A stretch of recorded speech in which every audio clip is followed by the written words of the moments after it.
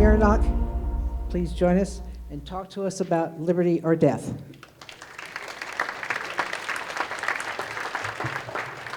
Thank you. It's great to be here. Really enjoyed the speakers. That was amazing. So I want to talk about my books, but before I do that, I want to give you a little bit of background information. It might... up. How's that? Does that work better? Okay, good.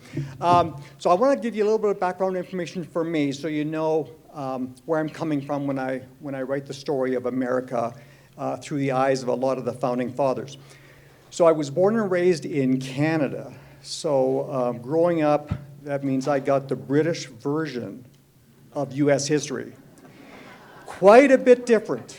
So I was taught growing up that the founding fathers were a bunch of scoundrels, rebels, money-hungry, power-groping, the whole thing. So.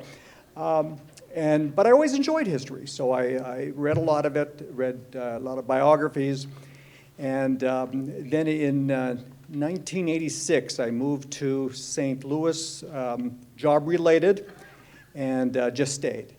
So I enjoyed history, so I thought, okay, I got to brush up on history because I'm having conversations with people. It's just not working. They have a whole different version of history, so at least I have to learn where they're coming from. So rather than start studying some of the modern authors, some of the school textbooks, things like that, I thought, no, I'm going to do a primary research. So I went out and I collected a lot of books that are 200, 250 years old, and we didn't have the internet then, so you had to work through book brokers and things like that. You had to kind of know the titles you were looking for and get these books. So as I studied the lives of the founding fathers, I realized that, growing up, I just basically had the wrong version. Yeah, it's very political in Canada. They were not going to talk well about the fracture in their kingdom. So anyway, my books are a result of that research. So and even the founding fathers, I've learned a lot about them. But as I talk to people about them, people don't know. They just know a few of them. They don't know, the whole story. So I've got 2 books done, and I'll tell you a little bit more about it. I've got notes here so I can stay on track. I have a lot to cover. I got about, I think, 10 minutes or something like that. So I've titled this multi-book project of mine, the American Patriot Series. There will eventually be 4 books, and I've completed 2 to date, and I'm about midway through the 3rd, so still a lot of work to do. There's a number of features that make my books different than anything else you've probably read. And so I will touch basically on 5 of them and then give you a little bit more information on those 5, and then that'll be, my 10 minutes will be up. So first of all, the number one feature that people usually talk about is that it's a non-biased political perspective. Because of, I had to de-learn what I learned in Canada and then relearn what I did here.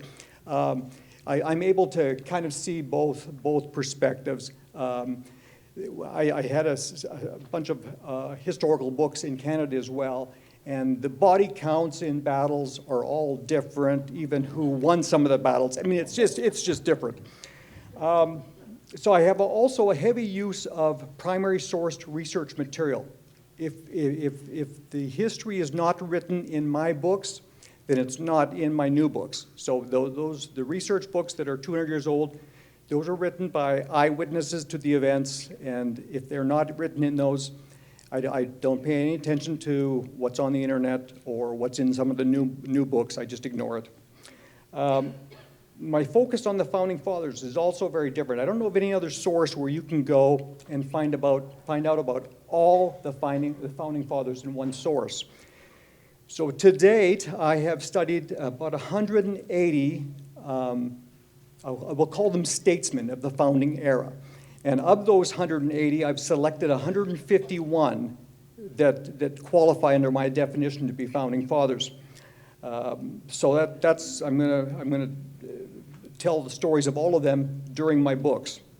Another unique feature is that my books are absolutely politically incorrect. And lastly, it's just the way the books are organized. So I'll touch on that one at the end. I think you'll be interested in the way they're organized. So first of all, I'll touch a little bit on the non-biased perspective. So I'd like to read an endorsement that I received several years ago in support of my first book called Irreconcilable Differences. The endorsement is from Dr. Larry Olson. He is an international speaker, the author of 8 books, and pastor of Walk on the Water in Osage Beach, Missouri. Some of you maybe even know him, I'm not sure. Anyway, Pastor Olson said this about my books. He said, "As I travel the nations of the world, I've noticed that the political history within each country is slanted in favor of the country in which it was written. It has been said that written history always favors the victorious nation. While this is true to a degree, I was extremely impressed with the non-biased research in the book Irreconcilable Differences. When I received the preliminary manuscript, my intention was to scan through the pages and get a general idea of the content. However, as I began to read, I could not put the manuscript down. It was so insightful and well written that I sat at length marveling at the magnitude of the work. It revealed details not found in most current historical writings. The quality of Irreconcilable Differences puts this book in a category of books that should be in every home and library." So that's what he had to say, and that just touches a little bit on that non-biased thing. So the second thing I want to talk about is the primary sourced research material. So I've actually brought one. So this is a 200-year-old book right here, and you can see it in the back of the lobby. I'll have it at the break. And I brought a few others that are like it, but you'll get an idea of that history versus modern history. It's just different. The facts are different. The descriptions of the people in it are just different. I also have an endorsement from somebody that I'll read on that one. So this endorsement is from Judith Learman. She is a former language arts chair at Waynesville High School. That's one of the largest high schools in the state of Missouri. She's a part-time English instructor with Drury College, and she had this to say about my books.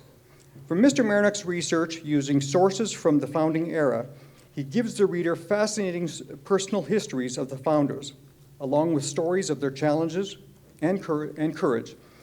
Instead of just facts and dates, I read exciting stories about real people, stories that make history come alive, stories that I will never forget. Irreconcilable Differences is a must-read.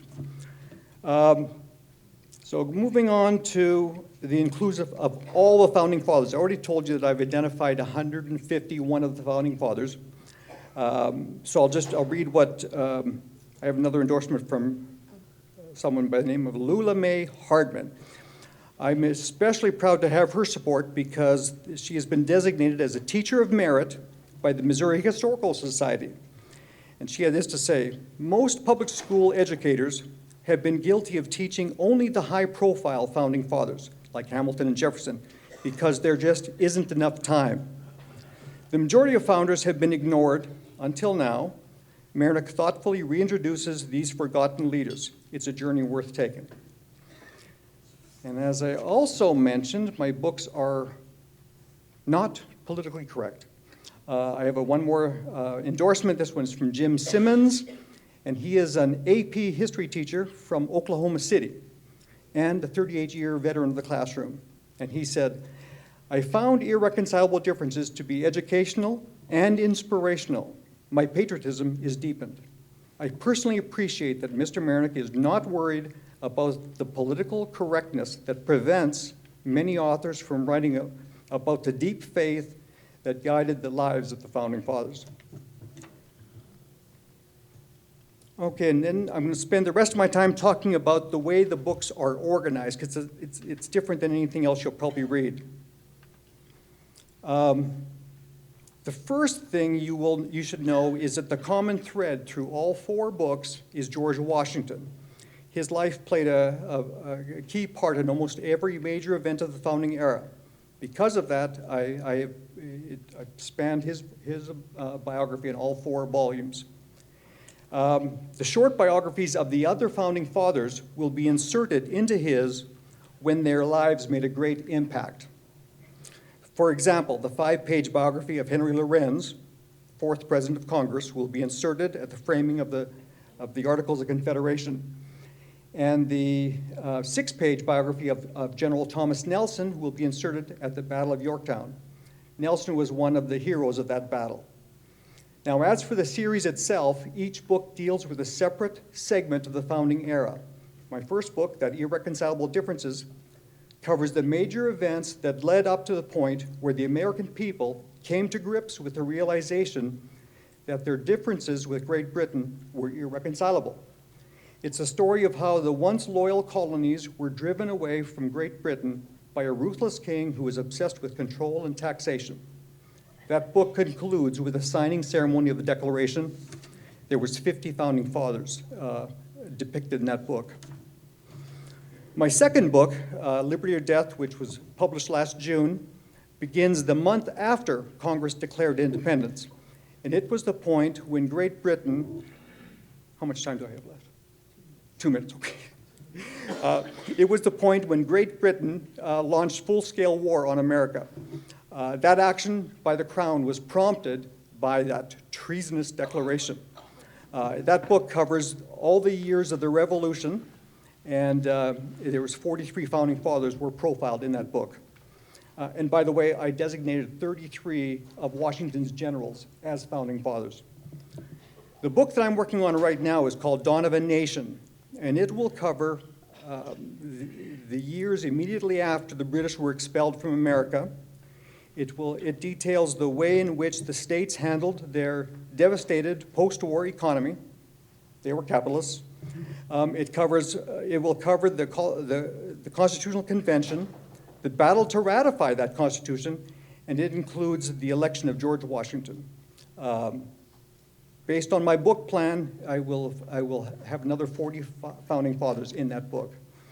The last book that I will write in that series is going to be titled Passing the Torch. And it covers the first Congress, Washington's first nominees to the Supreme Court, his cabinet, and the peaceful transition to the second president, hence the title, Passing the Torch. And that'll include any founding fathers that were not included in the first 3 books. So that's it. Thank you.